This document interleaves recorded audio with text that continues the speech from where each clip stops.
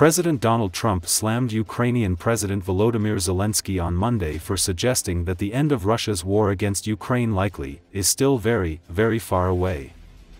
According to Associated Press, the long complicated relationship between the leaders has reached a nadir following a disastrous White House meeting in which Trump and Vice President Vance excoriated Zelensky for not being sufficiently thankful for U.S. support for Ukraine since Russian President Vladimir Putin ordered the February 2022 invasion.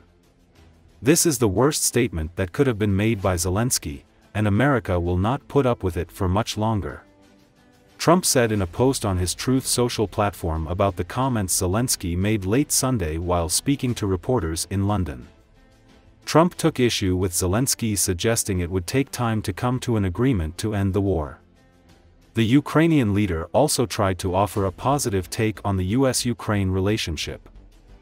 In the aftermath of last week's White House meeting, Angela Stent, a former national intelligence officer for Russia and Eurasia at the National Intelligence Council, said Putin is likely in no rush to end the war amid the fissures between Trump and Zelensky and Europe and the US about the way ahead. He is not interested in ending the war, said Stent, a senior fellow at the Brookings Institution in Washington. He thinks Russia is winning. And he thinks that as time goes on, the West will be more fractured. Clearly, we've had a major US-European break on all of this, something that I think the Russians in their wildest hopes wouldn't have dreamt of before, Stent said. While Stent believes the warm reception Zelensky received in London at the European Leaders Summit was an important step, she noted, it doesn't really resolve the issue that it's the US that's negotiating with Russia, not the Europeans. До угоди про закінчення війни ще дуже далеко. Ніхто всі ці кроки не розпочав. Мир, який ми будемо передбачати в майбутньому, повинен бути справедливим, чесним, а головне сталий мир. Oh, I think he's quite right. I think we have to distinguish two things. Putin has been very willing to engage with Trump. We had the Russian-American meeting in Riyadh. We've had Russian-American meetings going on consular matters in Istanbul, in Ankara. But the reason why Putin has been so willing to do this is what he's interested in is a reestablishment of relations with the United States, the lifting of sanctions, which have also been promised, President Trump's idea that there's going to be all this American investment in Russia and the economic relationship will flourish, and really having a seat at the table of the great powers again, ending the West's isolation of Russia. That's what Putin's interest is. He is not interested in ending the war. He thinks Russia is winning, even though at, of course, a terrible human price. And he thinks that as time goes on, the West will be more fractured. Clearly, we've had a major US-European break on all of this, something that I think the Russians in their wildest hopes wouldn't have dreamt of before. I mean, such a break. That the European countries themselves are not united on this, so that the West will lose interest, it'll be fractured, and it will be much easier then for Russia to win this war on its own terms, particularly if it has a willing partner in the White House. So I think President Zelensky is quite right. I think the war will continue for a long time. Somewhat of an exciting moment, but the really exciting moment is when they stop the shooting and we end up with the deal. And I think we're fairly close to getting that. And you got to be more thankful, because let me tell you, you don't have the cards. With us, you have the cards. But without us, you don't have any cards. Some people think that this was a pre-planned ambush. I'm not so sure it was, but it certainly gave President Trump and Vice President Vance an opportunity to just unload all of their frustration and anger at Zelensky and tell him that he was ungrateful. I mean, he has thanked the United States over and over again for the assistance it's given him.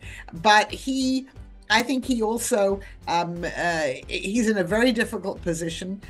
The war is not going well for Ukraine. And so I think that's what happened. But it's also been an excuse, if you like, for the Trump administration. Essentially, I mean, they booted him out of the White House. They didn't sign the minerals agreement, which he would have signed.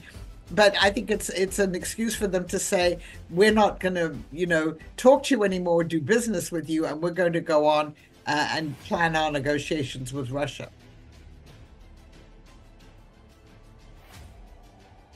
The danger is, if things don't get better, at some point the Ukrainians might be forced into signing something which really won't guarantee their sovereignty or their territorial integrity going forward.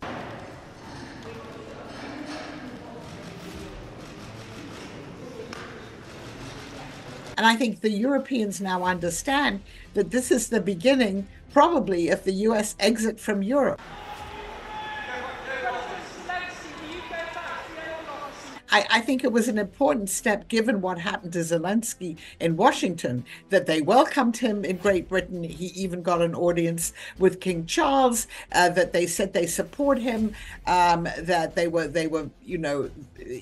very, very supportive of him. That was important, I think, for Ukraine, but it doesn't really resolve the issue that it's the U.S. that's negotiating with Russia, not the Europeans. And it's not clear how we're going to get to a situation where the Europeans could then provide Ukraine with support once the war is over.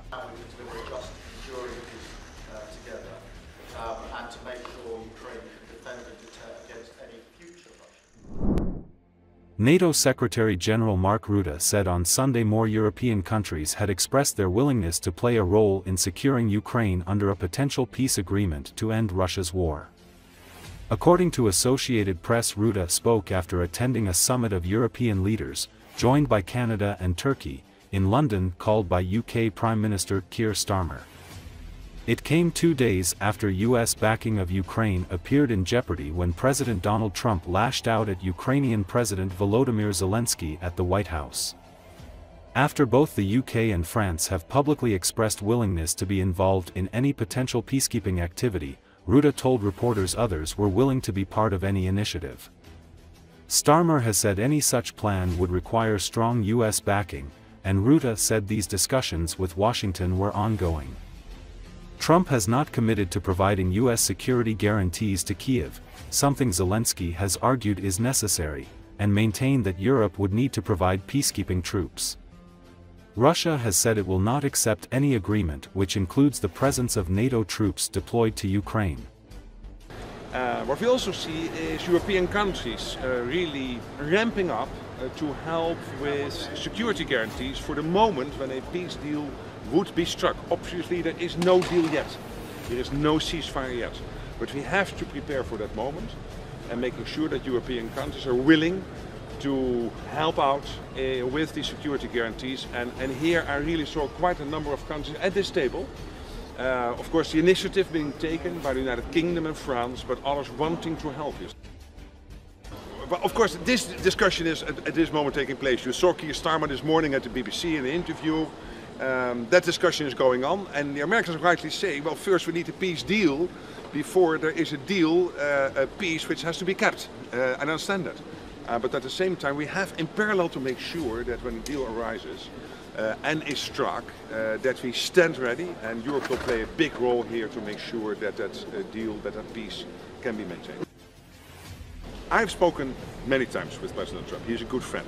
We work now for 8 years together, so 4 years when he was president first time, and we stayed in touch when he was out of the presidency, and of course we have now re-engaged very actively again. And he is totally committed, as he said many times, to Article 5, to NATO, so please let's stop gossiping about what the US might or might not do. They are in NATO, they are committed to NATO, they're committed to Article 5. This is what they consistently say, including Pete Hegseth, the Defense Secretary, the President himself.